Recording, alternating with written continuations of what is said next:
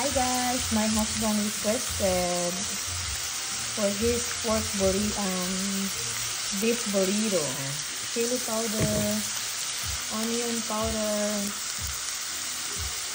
and then taco seasoning mix. Ito yung baon niya guys, papunta na work for his burrito. Okay guys, I'm gonna add cumin.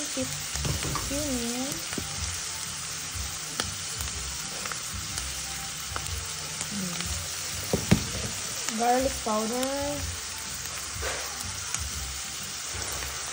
and then black pepper, and then I will add the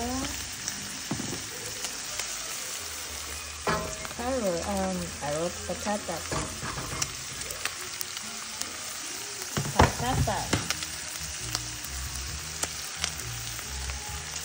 I put onions too.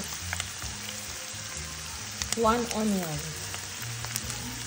And potatoes. That's for this burrito. And then mix natin, and then I'm gonna add beef broth para makontain sabaw. Ito guys. This is how I made burrito for my husband. Nag-request siya kasi masarap daw. Kaya pagbigyan natin kasi ano siya, nasa work.